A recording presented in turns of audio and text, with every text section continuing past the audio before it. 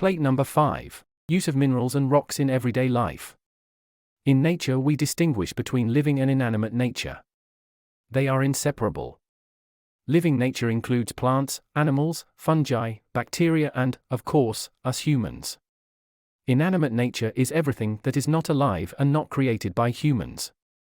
Without inanimate nature, there would be no animate nature, that is, no living beings. Inanimate nature consists of the sun, water, air, earth, and rocks. Sunlight, water, air, and earth are necessary for our life. But are stones as important for us?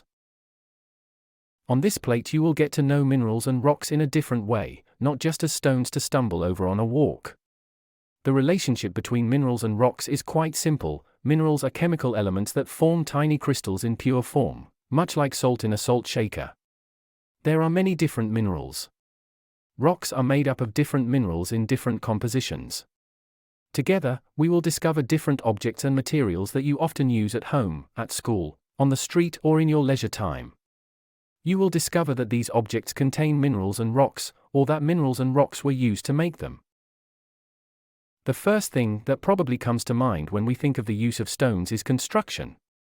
Different types of minerals and rocks are used to build bridges, roads, houses, apartment blocks, schools, hospitals, shopping centers, temples, and other buildings. If we want to build a detached house, we will definitely need sand, gravel, clay, and limestone. Cement is a powdery material made by processing various stones, such as limestone and gypsum. It is used to make mortar. Bricks are made from clay. Granite, marble, and slate are used as facing materials. Walls and ceilings are often made of plasterboard, which, as the name suggests, contains gypsum from gypsum rock. To keep the rain out of our house, we have to cover it with a roof, and stones are also part of the roofing. If we want to be warm in the house and keep the heat in the house, builders use insulation materials when they build the house. Insulating materials often contain basalt stones.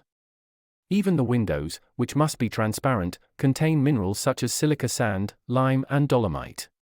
Various paints and coatings for the walls also contain minerals. Let's imagine a very ordinary day. You will be amazed at the activities that bring us into contact with minerals and rocks everywhere.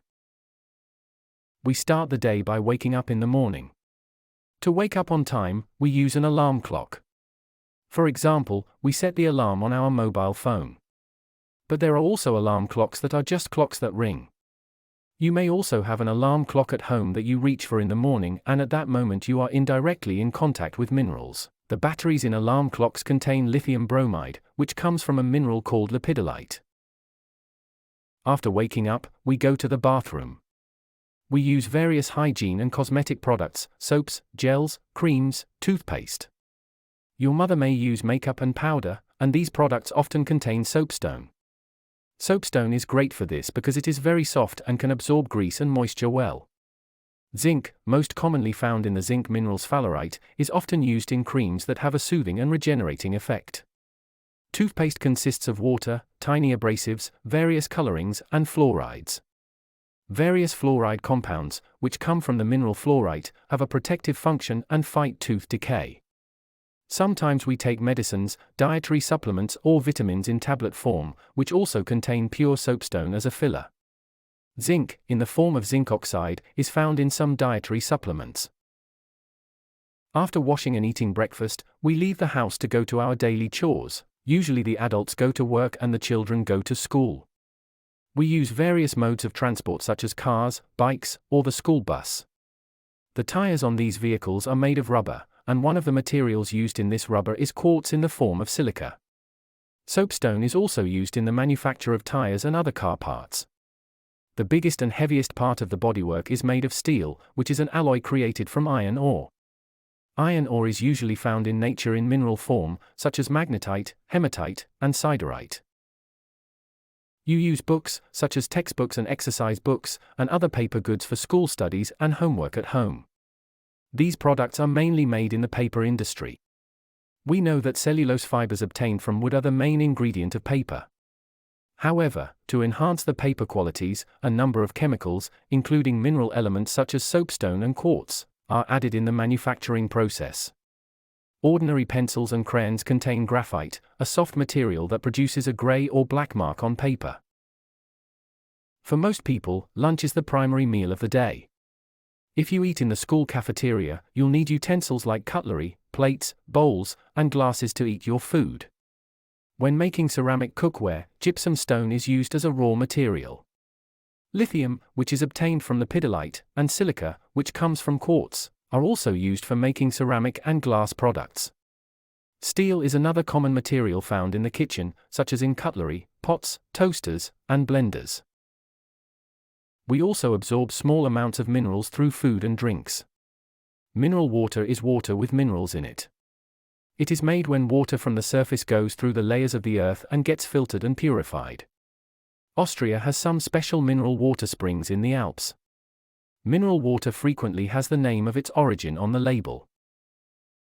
After finishing your schoolwork, leisure time begins. You can enjoy sports, read books, do creative activities, play computer games, and so on. You may not realize it, but the objects around you, such as your bike, your book, lamp, mobile phone, and outdoor furniture, contain minerals derived from tin, steel, aluminum, quartz, graphite, and other elements. And once again in the evening, we use the same objects and utensils for washing, having dinner, and watching TV, all of which include varying minerals. And these are just a few instances of what minerals and rocks are concealed within. They can be found everywhere, even at this moment, you are surely surrounded by them.